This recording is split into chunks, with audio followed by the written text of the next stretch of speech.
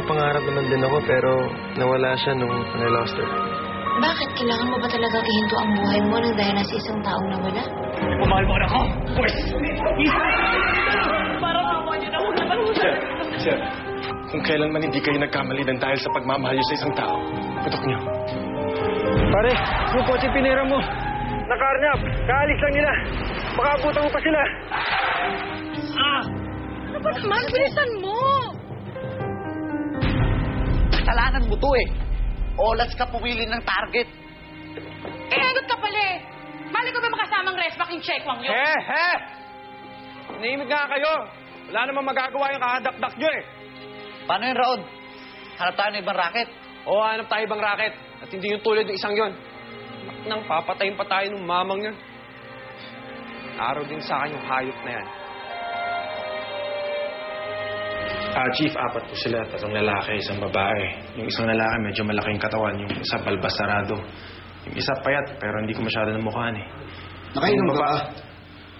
Hindi po, sir.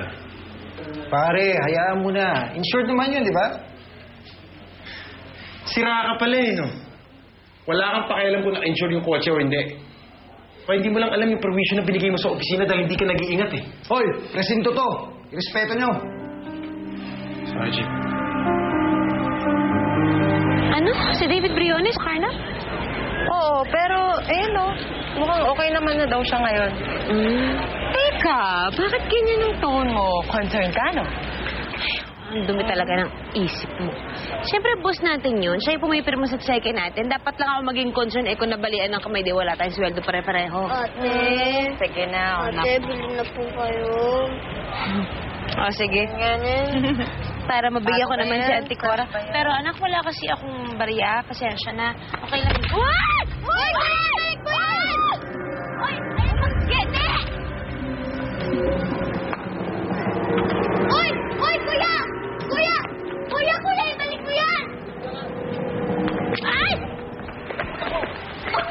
Anak! Ay! Ay! Ay! Ay, nakakaloka! Jane? Sir David! Anak! Ano nangyari dito? Nahimatay eh! Halika na!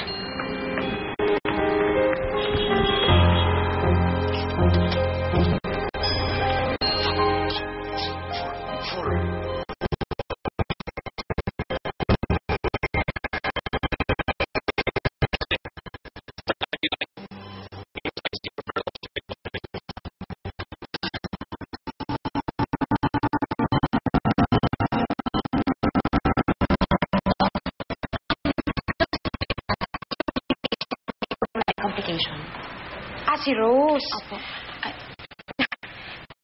Sorry, Rose namin sa kanya because of the roses na dala niya. Pero hanggang ngayon, hindi pa rin namin alam ang pangalan niya eh. Alam mo, sa tingin ko, nagkasakit na siya dahil sa pagtitinda. Kawawang bata. Malamang matagal na yung ubo niya at napabayaan. Kaya lumala na. Nagkaroon naman tubig sa baga. Kinailangan na ngang lagyan ng tubo to drain the fluid out eh. Wala pa rin ba yung mga magulang niya? Dok, ligtas na po ba siya? Well, under observation pa. She has to stay in the ICU.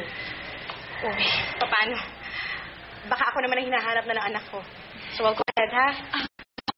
Okay lang bang makibalita ako. Hindi kasi ako nakasign sa bata eh. Ay, oo naman. Okay lang. Thank you po. I'll see you.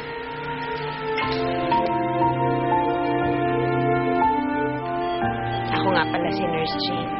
Alam mo ba kung anong tawag nila sa'yo dito? Rose. Alam mo, ang sabi ng doktor, baka kaya lumala ng ganyan ang sakit mo kasi napabayaan na. Kaya lang kasi kung minsan, di ba, mas mabuting pabayaan mo na lang ang sarili mo kung ikaw lang din naman ang mag-aalaga sa sarili mo. Kapag wala ka ng nanay at tatay, mas madaling pabayaan mo na ng sarili, hindi ba? Alam mo, nung kasi edad mo ko, alagang-alaga ako ng nanay ko. Kasi isang araw biglang hindi niya na lang ako kayang alagaan eh. Alam ko namang hindi naman tayo pareho ng buhay. Pasensyahan mo na. Okay lang talaga ako.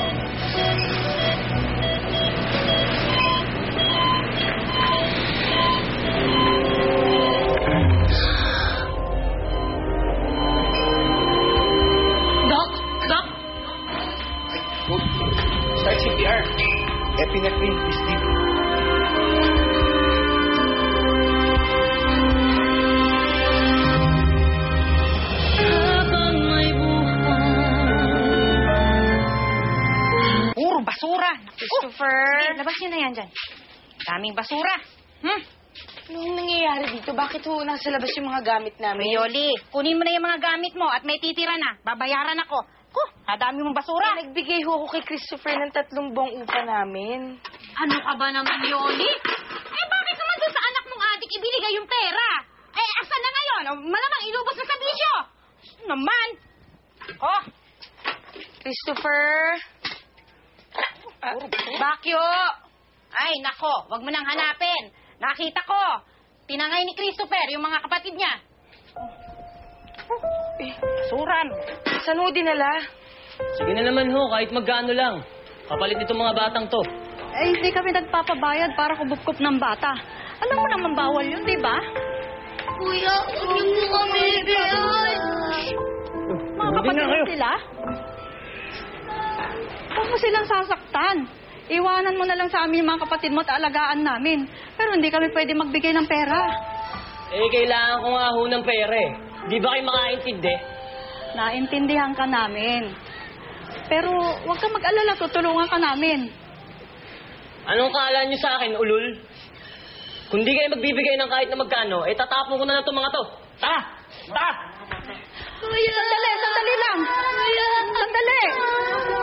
Sandali lang! Sandali lang! Ma'am! Ano? Gusto niyo mapahamak yung mga batang yan? Personal kong pera to.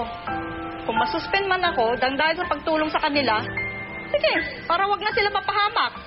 Ito na. Sige na. Iwanan mo dito yung mga kapatid mo. Yun na, umalis ka na.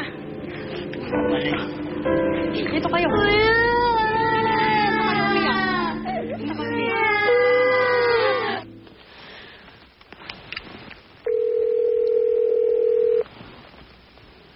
Ano naman ang pinagkakaabalahan ni David at hindi niya sinasagot ang phone niya?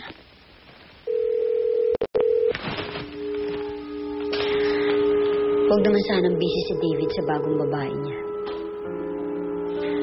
Hindi ko kakayaning makita siya kasamang ibang babae. Hindi ko kaya. Diretso tayo sa ospital. Pakibilisan. Check vital signs every 15 minutes, ha?